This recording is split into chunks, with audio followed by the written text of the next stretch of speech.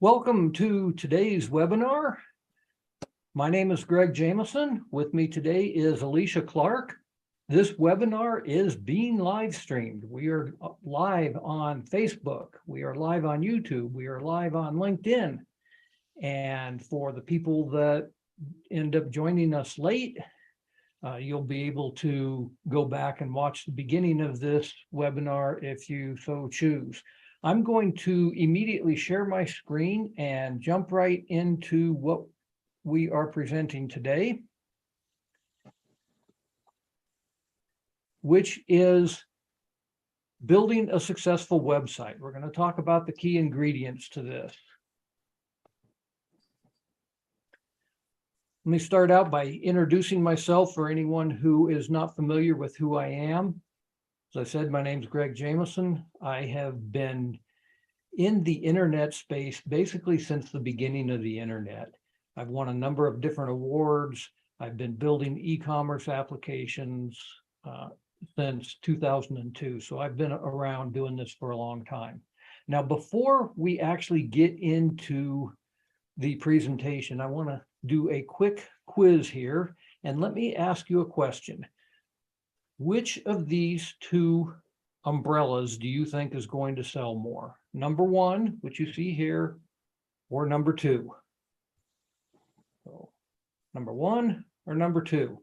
And if you can just put in the chat which one you think is going to sell more. I'll put them up side by side, one or two. And not just which one do you think is going to sell more, but the reasons why you think it is going to sell more. Now, most people are going to end up saying number two. Some people might say number one because they like the cute little butterflies, but number two obviously has a lot going for it.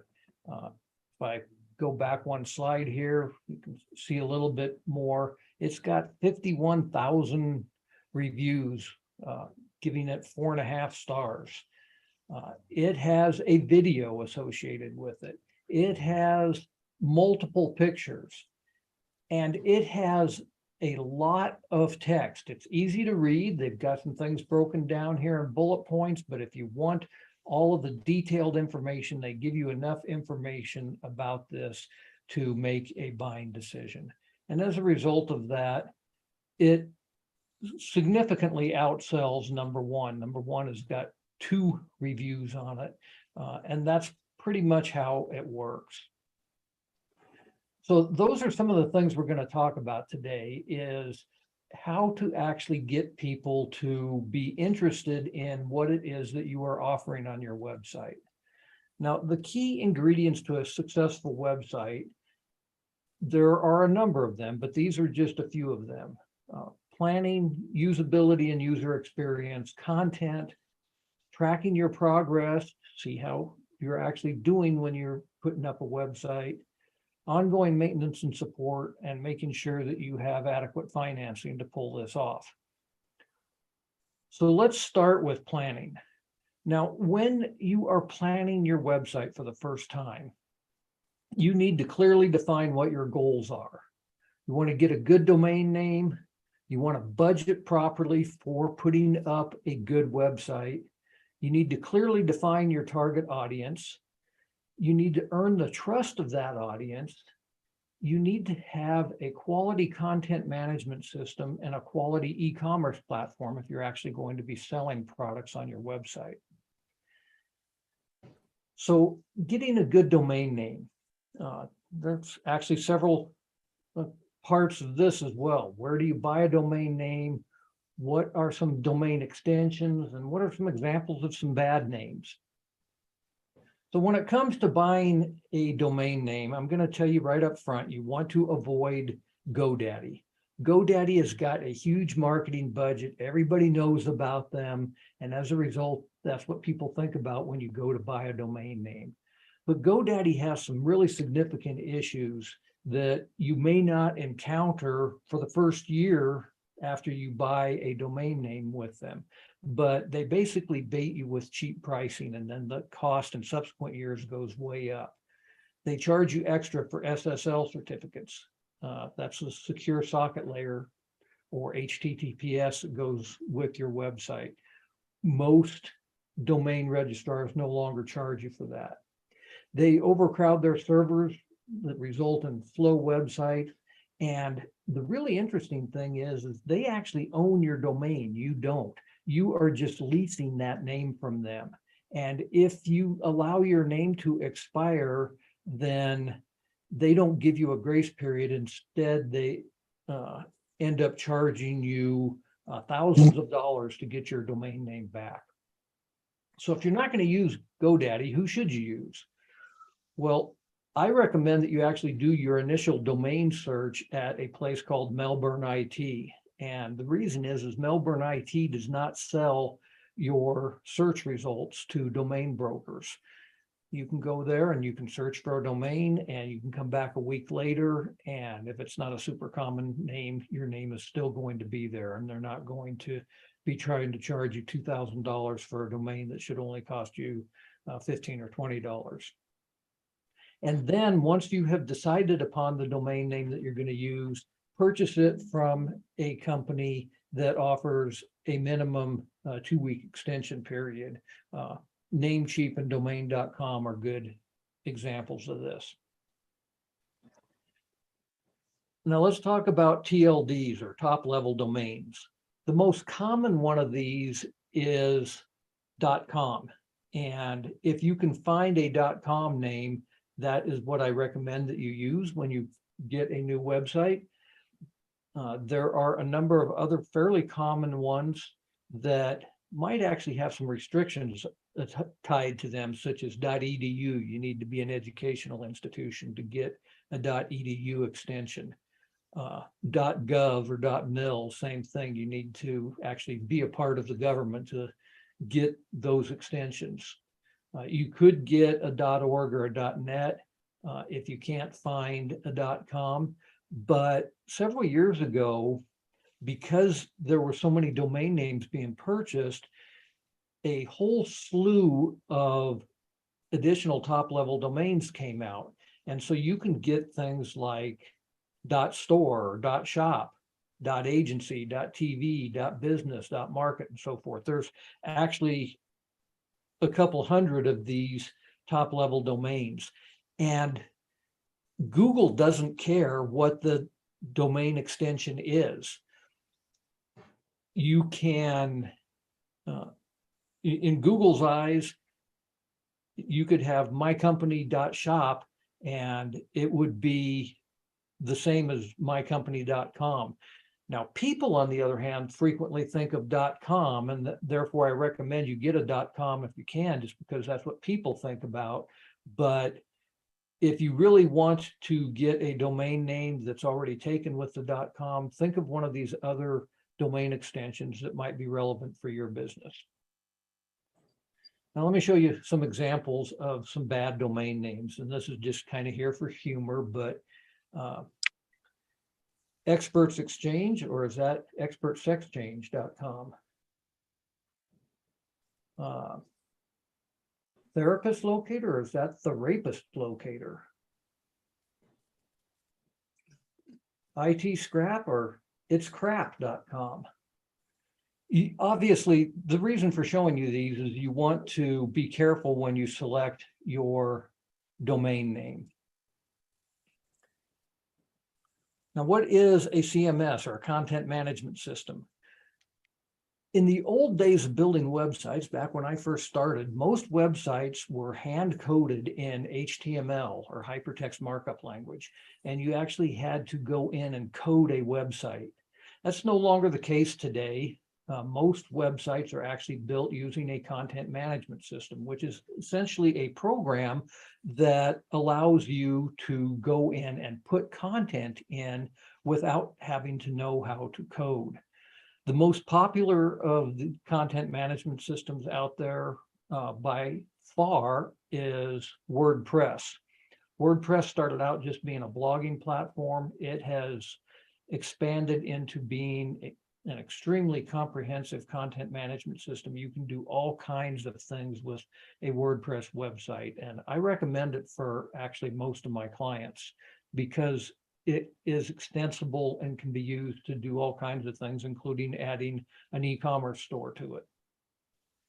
If you are only doing an e-commerce store and basically you're doing a retail store and you don't care about a lot of the extensions and you just want something simple, then Shopify is a good choice as a content management system. It basically just manages the products that you have for sale. There are simpler ones out there like Wix as well. All three of these are actually pretty good content management systems depending upon what your needs are. Now, there's actually hundreds of different content management systems out there. The reason I'm recommending that you stick with one of these three is that I have known of situations where people get involved with their website doing a proprietary content management system, and then the company that created that content management system ends up going out of business, and now your website is written in something that no one else knows how to deal with. If you're sticking with one of these three content management systems, the reality is that there's lots of people that are developing websites on these, and you can easily take your website to a different webmaster in the future if you need to.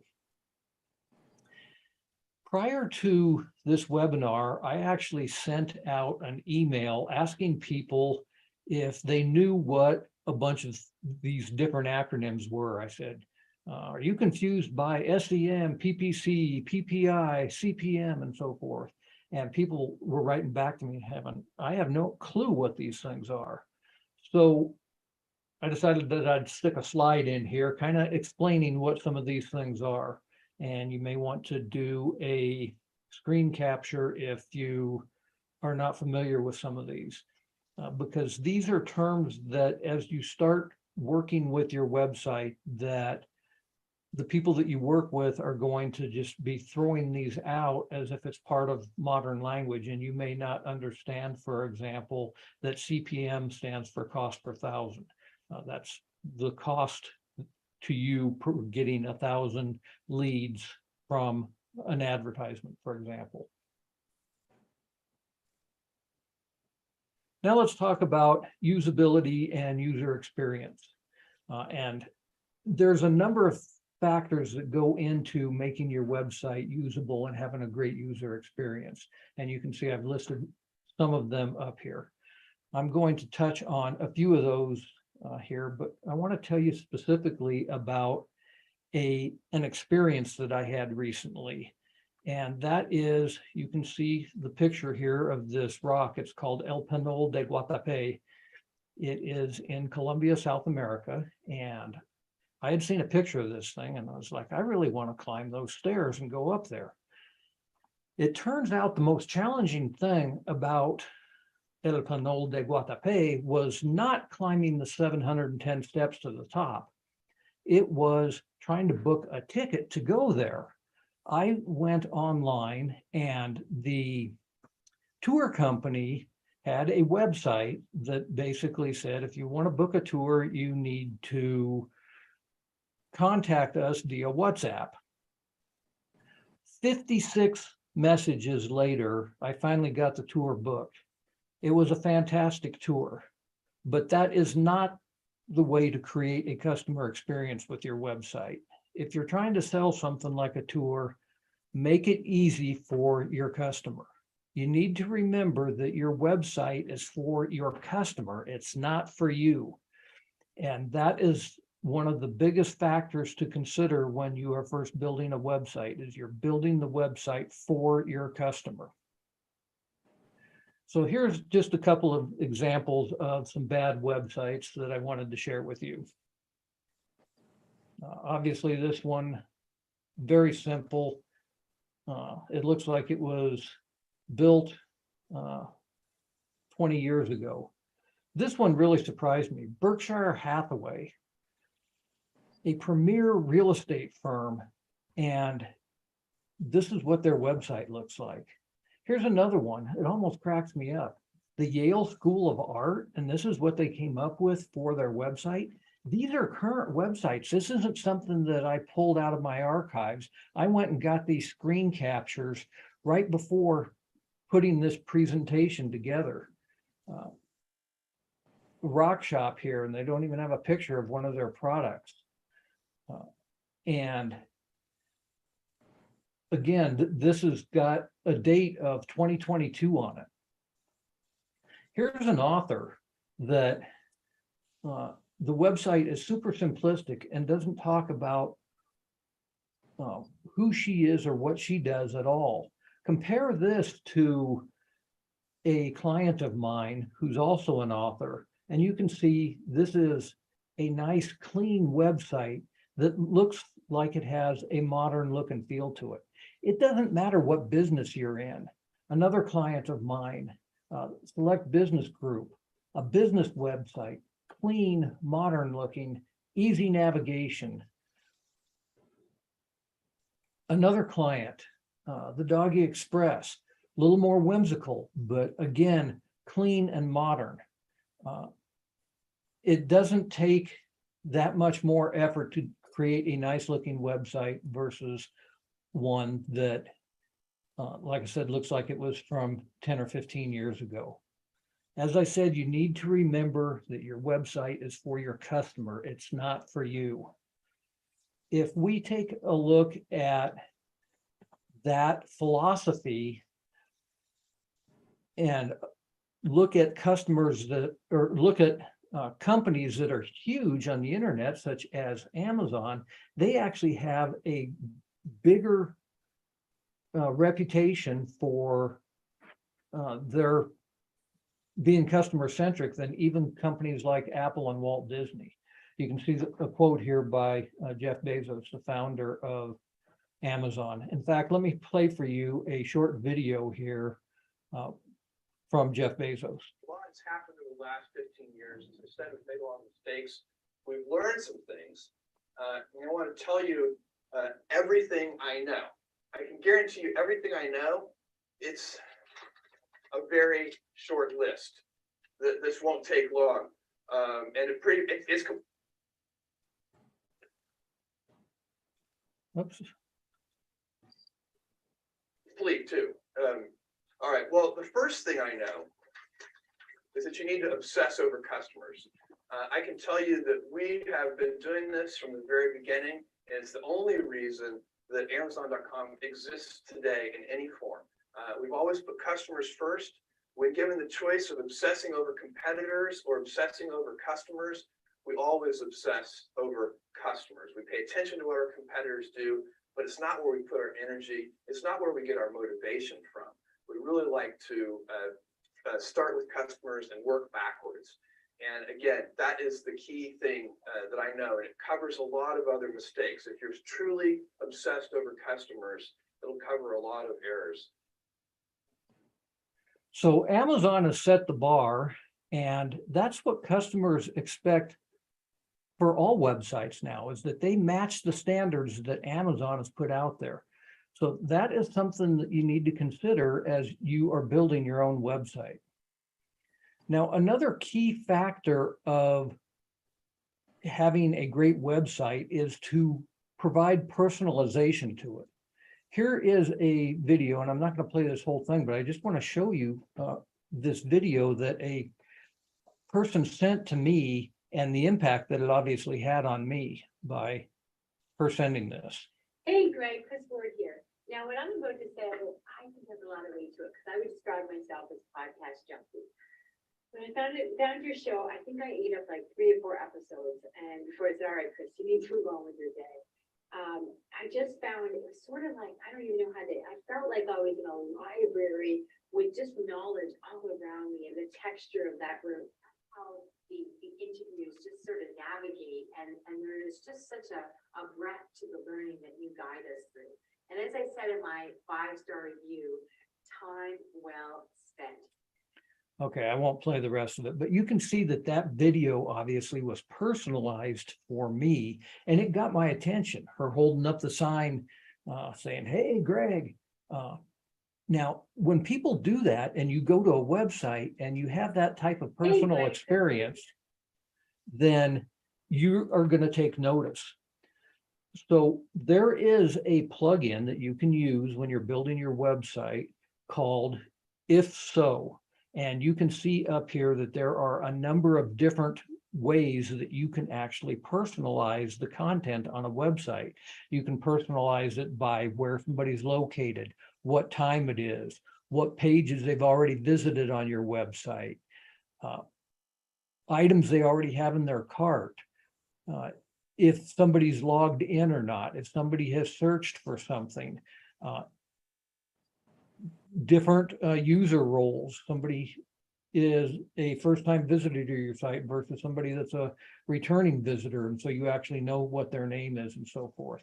Basically, you create a trigger that, and then select a condition that sets the personalized content for you. So this is a great way to actually personalize your website for each visitor that comes to it. Now, another important factor here in creating your first website or rebuilding a website, if that's what you're doing, is you want to tell a compelling story. You want to have content out there that really resonates with your ideal visitor. And there's all different kinds of content that you can create. You can create blog posts, you can create email and newsletters, your images, which might include infographics and memes, social media posts, podcast interviews, videos, guides, ebooks and white papers, webinars like this. There's all different types of content that you can create and actually put on your website that will help you engage with a customer. Now, when you do this, you actually want to appeal to the customer's senses and emotions. Remember, I was saying that your website is for your customer, not for you. And I've got this picture of this cowboy hat up here to remind me to tell you this story of this cowboy that was up in Wyoming, and every year he went and purchased himself a brand new cowboy hat. And what he would do is he would sell his old hat on eBay each year, and he would sell it for more than what he had purchased it for, often significantly more. Now, how did he do this? How do you sell a beat up old cowboy hat for more than going out and buying a brand new one? Well, he would tell a story. He would say, you know, when I was wearing this hat, I was crossing the creek one day and my horse kind of balked and I was wondering what was going on. I looked on the other side of the river and there's this bear, and this bear was coming towards me and I had to jump off this horse and fell into the creek. He was selling the experiences that he had by having worn that hat. And as a result of that, like I said, he sold the hat for many times what it was worth. Creating content is a huge part of your website. This is a picture of the blog from The Honest Company, which is a company owned by Jessica Alba, who started this company as a way to help young mothers. And she has great blog posts on there, great content that really helps the mother, a new mother, rather than just trying to sell her products. Now, the other thing you are going to want to do with your website is to track your progress. And this is done by basically being the best answer on the internet. Now, you might say, well, what's the question? And that's the issue, is what is the question that you are trying to answer with your website? Once you know what that is, then you can become the best answer for that. And what I mean by this is, let's say that you are Jessica Alba and you have a product, you have, let's say, some organic diapers. The question might be, what are organic diapers and where can I find them? Now that you know what that question is, you are basically looking for keywords related to organic diapers, and you are going to want to create content on your website to answer that very question. So the question now is not, how can I as a company sell more diapers? The question is helping your customer know the answer to what are organic diapers and where can I find them? And by doing this, you can actually go through and optimize your pages, see how many people are coming to your pages as a result of that question, and analyze what your competitors are doing. I've got a bunch of information here about how to analyze what your site is doing. I'm not going to go through a lot of this, but you can see here that basically you can find how many different websites are linking back to your site as a result of you trying to answer that question. This happens to be my site and the number of backlinks to it. We're gonna go through that. If you really want to get that information, I'm going to give you an opportunity here in just a few minutes to show you how I can do that information for you and your website. Now, people ask the question of me all the time, how can I get listed on page 1 of Google? The answer, of course, is to be the best answer on the internet. But by providing content such as videos that are on YouTube, you can see that we have been able to rank YouTube videos on the homepage of Google as a result of answering that question. So I'm going to finish my section here by talking a little bit about ongoing maintenance and support. And the fact is that when you put up a website, you're just getting started. A lot of people don't realize that. And so I've put together a partnership program. I basically become your partner, and we cover what I call the 4 Ps: the platform, the product, page views, and purchases. And I act as your technical partner to do this. And you can see some of the results that I've gotten for people.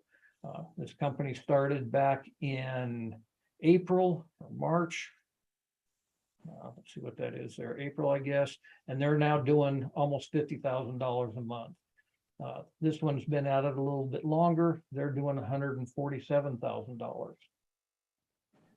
I don't need to read these quotes for you. You can read them yourself, but you can see that people have been very pleased with the work that I've done with them. I love this one. On a scale of 1 to 10, I'd rate Greg a 15. Greg is wonderful in every way. And now you might be saying, well, how much should a website cost? Well, the thing that you need to realize is what I was saying before, is that when you build a website, you're just getting started. So you might get a website, says the average cost here is $12,000 to $150,000 to build the website. And then you're looking at maintenance costs of $35,000 to $5,000 a month. But then you've got digital marketing prices on top of that. You've got a bunch of other factors, such as social media costs, SEO costs. In fact, this is something that I found really interesting, is that this person was saying that you can't even just invest $5,000 to $7,000 a month. If you really expect results, you're going to have to pony up way more than that. And this is the single biggest problem that I see with small businesses. They spend maybe $1,500 on a website and they never do anything else with it. And they expect that they should be generating that amount of money every single month from their website. It doesn't work that way. You have to work your website just like you do every other aspect of your business. If you don't have the time and resources to work on your website, then you're never going to generate any revenue for your business from it. I actually had a customer that I was talking to just yesterday that this was her basic problem. And she was like, well, I can't afford to invest anything more in this because I'm not getting any return on it. You need to understand that for most businesses, having an online presence is a cost to a business. And you have to stop thinking of your website as being something that is going to be generating money for you every month. It needs to be generating leads for you every month. Now, the cost to run an online business, this is just a summary of some of those previous slides. You can see that even on the low end, to truly have an online business, it's probably going to cost you $7,000 a month. It may end up costing you significantly more than that. On top of that, you are going to have to probably hire a webmaster, which an average entry-level webmaster salary is like $57,000 a year. And the average entry-level salary for a digital marketing specialist is $71,000 a year. I'm going to teach you how to save all that money. You don't have to spend nearly that much to get a great first website or even take your website to the next level. Now, before I make you this offer, let me tell you real quickly the story of my neighbor who was my cat sitter. Whenever I would go on a business trip, Brooke would come over and babysit our cat. Well, it's been about a year ago now. I called Brooke up and said, hey, I need you to come over and cat sit for me. And she was like, okay, but when I get there, I need to talk to you. She came over and I was like, well, what's up, Brooke? And she's like, this is the last time I'm going to be able to watch Roxy for you. And I'm like, well, why? And she's like, well, because I'm now a TikTok influencer. And I kind of smiled, I laughed under my breath, and I was like, well, that's nice. How many followers do you have? 12 million. I about fell on the floor. This gal is 18 years old, and she had 12 million followers on TikTok. What I should have done, but I wasn't thinking clearly, is said, Brooke, forget about watching the cat. Teach me everything you know, so that I can have 12 million followers on TikTok. I let that opportunity pass me by. And I want to make sure that you are not passed by today. Brooke, by the way, now has 20 million followers on TikTok, and she paid cash for a house at 19 years of age. So I am going to offer you an opportunity here, and that is to book a strategy session with me. This is going to be free to the first 5 of you who book a call. You can see here, this is a $250 value. It includes a free ebook, and this is not a sales pitch of any kind. It's simply a time for you and me to get together and talk about your business, your goals, and where you want to take your online presence. So simply go to webstoresltd.com/strategy. You can scan the QR code that's up here on the screen and book that call today. When you do, you are going to actually also get a free copy of Alicia's ebook on the most devastating mistakes that entrepreneurs and business owners make when financing your business and how to avoid them.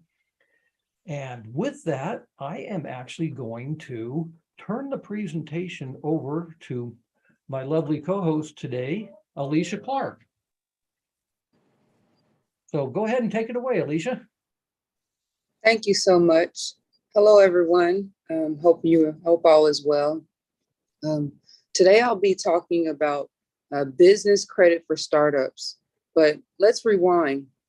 Many entrepreneurs and business owners, they may seek financing. However, they have no clue on where to obtain the financing. They may go to a bank and then they get denied. Then it's like, what do I do next? They have no clue that there's creative ways of obtaining financing. There's alternative ways of getting financing. And a couple of those examples would be business revenue financing, where a business owner can obtain financing based on challenge credit. Some lenders, they go down to as low as a 500 FICO score. Now, of course, the interest rates that you'll pay, let's all pray. You'll pay a pretty penny for those interest rates. However, that's one way to even get started.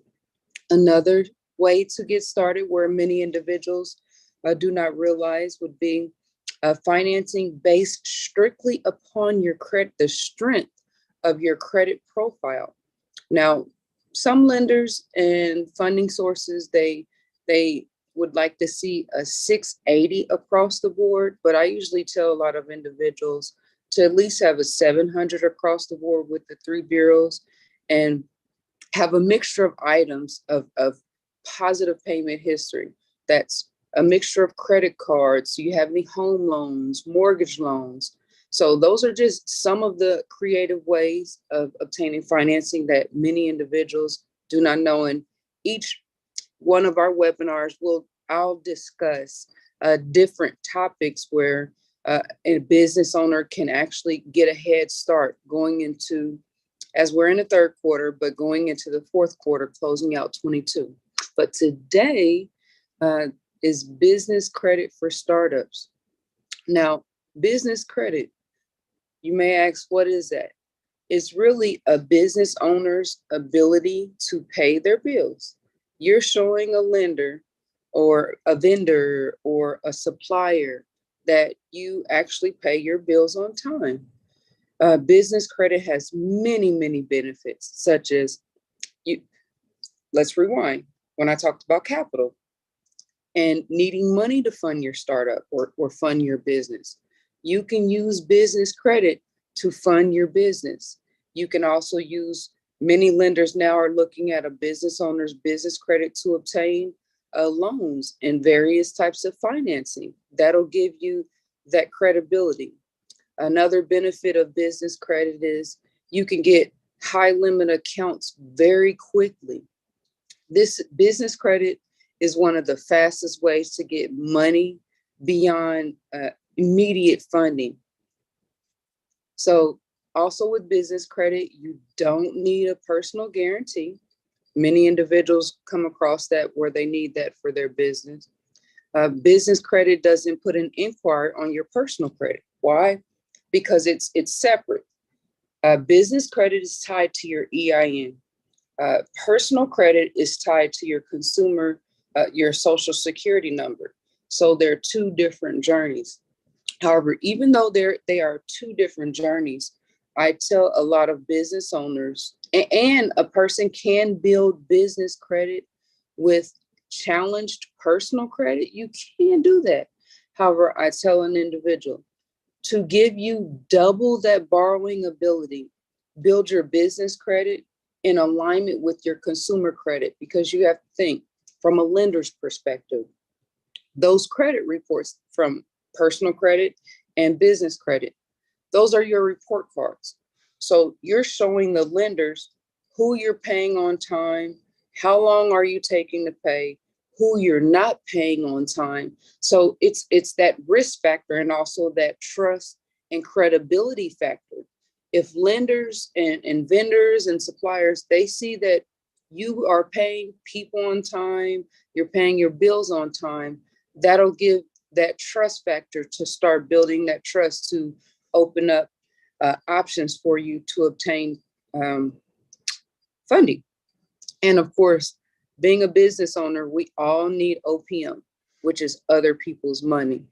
So therefore, business credit, when I stated that it's two separate journeys and there's no inquiry on your personal credit report, that doesn't adversely affect your personal credit score. Your business credit score will be totally different. And business credit will also help you get loans later on your journey once you really started building that business credit. Business credit, it's a 7-step process with 4 different tiers, and it must really be built systematically. So remember, I stated earlier, from the lender's perspective, you want to build that trust factor. They want to see your report card. They don't know who you are. They don't know your business. They can only go off of what they are seeing on paper. You can tell them one thing, but paper says another. I always tell a lot of individuals that documentation beats conversation. We can converse, But if you can show me the facts on paper, that beats anything that we're talking about. So also know that for your business as well. You want to show those lenders that your business can pay. And a lender may think if they don't see your paperwork, they may think that your business is just a hobby. You're not taking your business seriously. They don't know how serious you are about your business. They don't know the first sign of trouble, if you'll just walk away or if you'll stand and really keep working on building your business. The lender, they want to see and feel that you have a legitimate business. So a startup, it has very little or no history at all. So that kind of makes lenders nervous. And also in this financing industry, it's also like I stated before, that trust and also that relationship, and they want to see your character. So you want to make them feel at ease. So there's several ways with building business credit that you can demonstrate that you're a legitimate business. So say like I said, business credit is a 7-step process with 4 different tiers.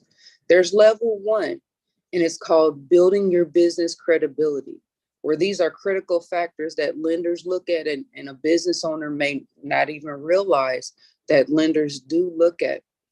That could start off with your phone number.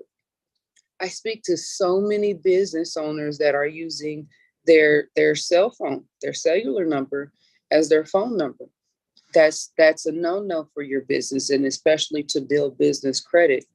You want an 800 toll-free number, or like an 866, 888, and 8877. Those lenders do look at that, and they want to see that also, of course, you're a credible business. So you say, like when I stated an individual may use their personal phone number, that could get you flagged as an unestablished entity, and that'll be a roadblock for you. So then also with your toll-free number, you want to list that on 411. Many individuals, they don't realize that as well, that they do need to be listed as 411, because lenders, they do look at these items where I'm going to share with you today. And to go to list yourself on 411, list yourself, you can go to listyourself.net, and that'll help you get a listing. Also, like Greg stated, a website. Definitely a website will help you out, and it could just have your basic information. Now, Greg spoke on the in-depthness of like attracting your clients and the SEO portion of it. However, from a lender's perspective, just your information that shows of course, your toll-free number, your business address. I'll also speak about that as well. And your products and services, and of course, how to contact you. Those would at least be a start to show yourself as a credible business. Then also I stated with your business address. Now, many individuals, when they first start a business, they may first start off with a UPS address, a post office box address. Those are no-nos. Do not use those. You may can start off with those. However, you would like to grow and expand from using some lenders, they may be okay with a residential address. However, I still say don't do that. But the UPS and the PO box, that's a no-no as well. You can get a virtual office address, and what that is, that's also from a lender's perspective.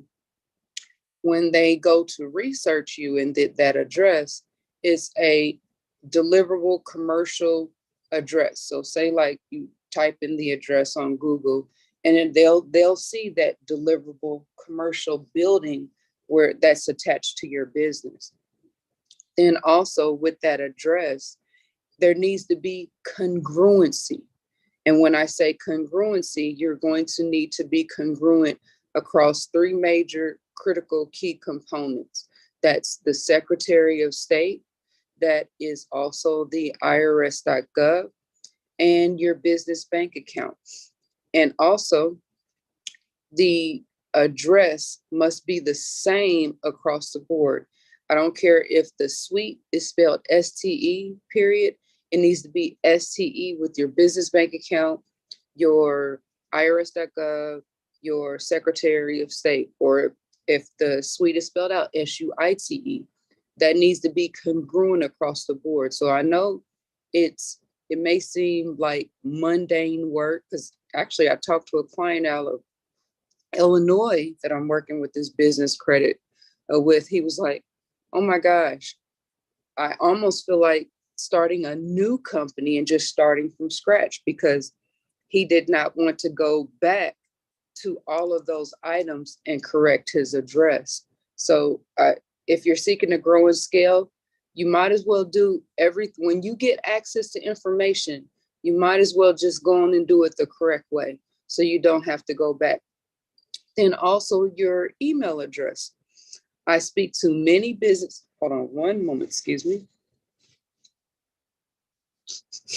My apologies. I talk to so many business owners that are utilizing Yahoo, Hotmail, or their iCloud for their business, especially if I see that on their business cards. That's a no-no. You need a business email address. And like Greg said earlier, there's different places where you can go get your business email, but that business email domain, it should match your company. So I'll give you an example. Like my company's Alicia Clark Funding LLC. My email to match is alicia@aliciaclarkfunding.com. Or you can use info@yourcompany.com, or admin@yourcompany.com, or CEO or president at info or your site. That whatever your company is, you want that branded domain to match. Don't use any type of email like cutiepie@yourcompany.com, or like the domains that Greg previously talked about. They may be a little different. So also for startups, you also want to make sure that you get your EIN. That's your tax ID number from the IRS. Now, many companies, they do charge for that. However, you can just go to irs.gov and you can get that done for free. And you need to decide on your business entity, whether it be an LLC, whether it be a C Corp or S Corp. Those are the business entities that are best for, especially a startup where you're starting from ground zero, to build your business credit. And then especially that starts that separation. You have your EIN and you're not leaning on your personal credit. Then also a portion of building credit, let's fast forward out of level 1, which is your business credibility, get a DUNS number. A DUNS number, it's a unique 9-digit number that's an identifier for your company. There's also great benefits for the DUNS number. You can get like government contracts. It recognizes your company across the world. So you can't build any business credit without your DUNS number. The DUNS numbers are free.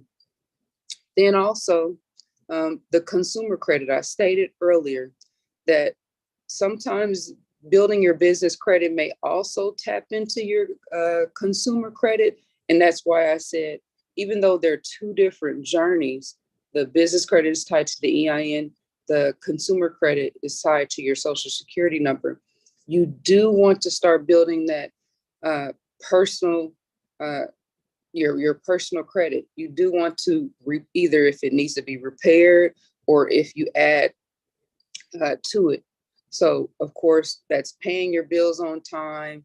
Make sure you got revolving items on there. If you got home loans, if you got a mixture of credit cards, a mixture of revolving credit, good consumer credit will also open up more business credit opportunities for you.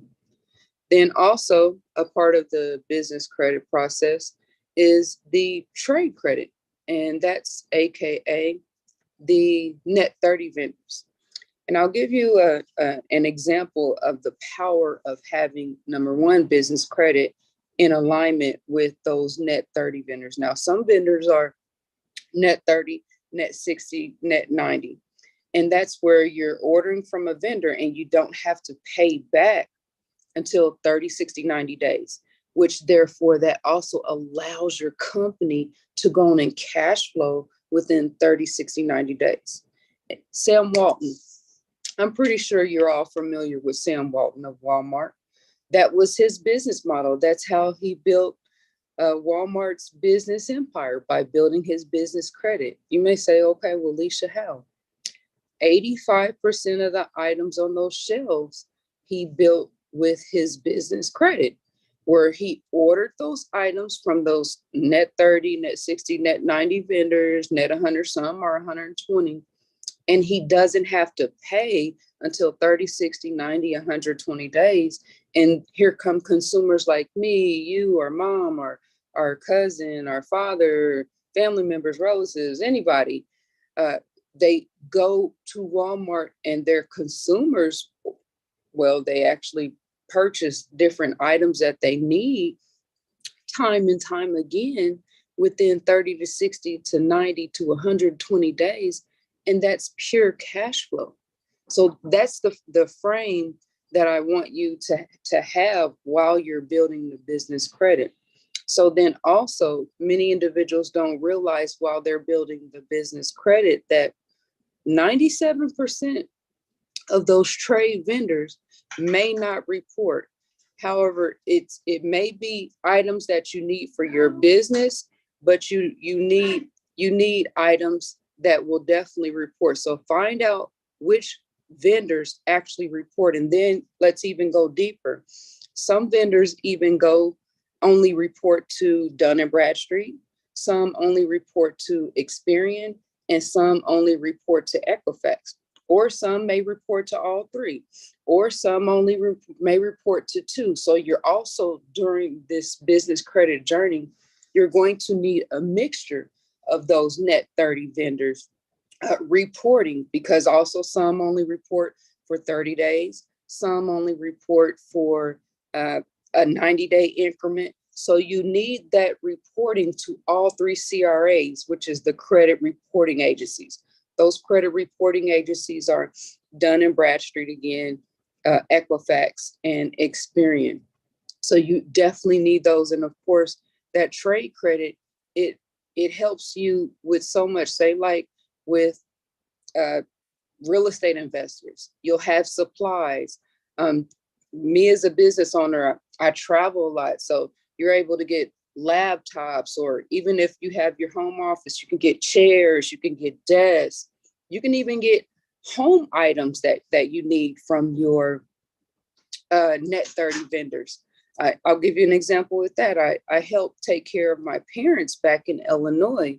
So instead of actually giving them the cash flow to go purchase their necessary items, which would be toilet tissue, masks, laundry detergent, dish detergent, I can get credit for what I'm doing with my parents, because a net 30 vendor, I can get that toilet tissue and laundry detergent and dish detergent. So it's a win-win situation. My parents are getting their monthly items, and I'm ordering from my net 30 vendor, which is also going to report to my CRA, which is my credit reporting agency.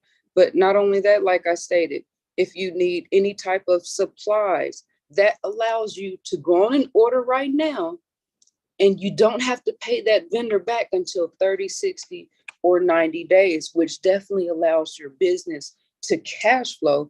And then it's also, you're building that payment history. So you want to keep building that payment history. That payment history is going to show that lender that trust factor. If a startup, if you can show that you're legitimate, that lender will definitely feel comfortable about lending money to you. But business credit, like I said, it's a 7-step process, and it's a specific process, and it needs to be built in a systematic manner. Now, of course, your startup, it's your dream. It may begin in your kitchen table, but truthfully, it could turn into a large corporation that you can eventually sell. So I have about a good 5 minutes left. So I did not want to take too much of the time today, but I at least wanted to share some valuable key components regarding business credit for a startup. But business credit is also wonderful for a company that's also been in operation, because like I stated, I speak to so many business owners that's been in business for 5 years or more, and they're still on Gmail. They're still on Yahoo. They're using their cellular number. These are critical key components that you need to go on and clean up. They're still using maybe a PO box. These are critical key components that you do need to clean up.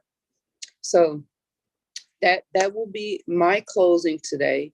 And if you also schedule a free appointment with me, you can get a free ebook from Mr. Greg Jameson, and he'll provide that information for his free ebook. However, you can also contact me direct at 1-888-568-7718, extension 101. Once again, it's 1-888-568-7718, extension 101. Back to you, Greg. Thanks, Alicia. That was awesome material. And I know that there's going to be people being like, this seemed like kind of two totally separate presentations here. We were talking about having a website and then talking about funding. The two actually go hand in hand, and it's really important whether you are just starting out in business or you are looking to grow your business to the next level, that you have adequate funding to accomplish this. And your website is really the place online that you do business. As I was saying earlier, it's not something where you just put it up and you spent a couple $1,000 and you ignore it now. It's really something that has to be a living, breathing thing where you are actively engaged with it, because it is your presence online. You might think it's your social media account. You might think it's your YouTube account, whatever. Your website needs to be the core of your business online. That needs to be something that you are working with every single day. If you were to go lease an office building, every day that you're in business, you would be going to your office, and you would not be expecting that your office is the thing that is generating revenue for you. Well, it's the same thing with your website. You need to go to your website every day. You need to be posting stuff on there. You need to be working it. And in order to accomplish that, you're going to need funding.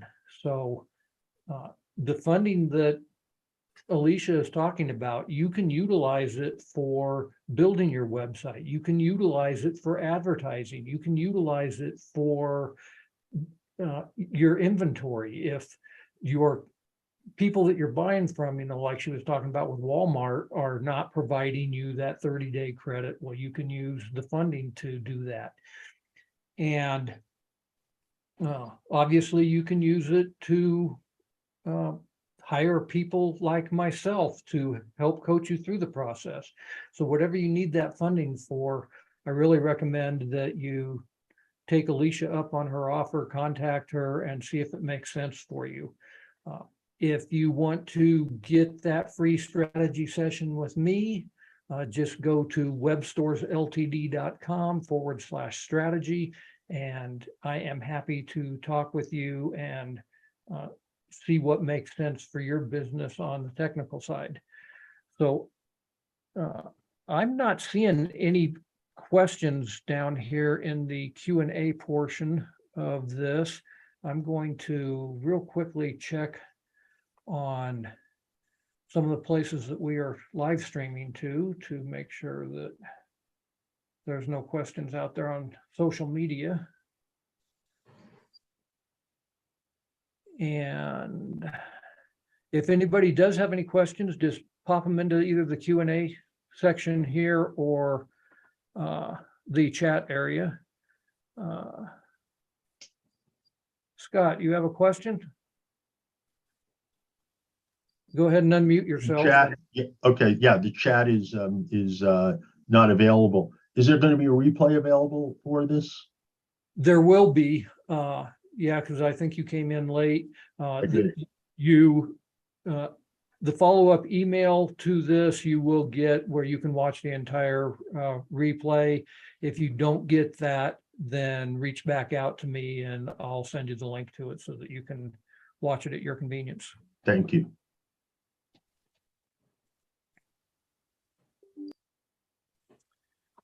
Okay, with that, we are going to go ahead and wrap up. We want to respect your time, so thank everybody for being here and talk to you next time. Thanks, Alicia. Thank you. Have a blessed day. You too.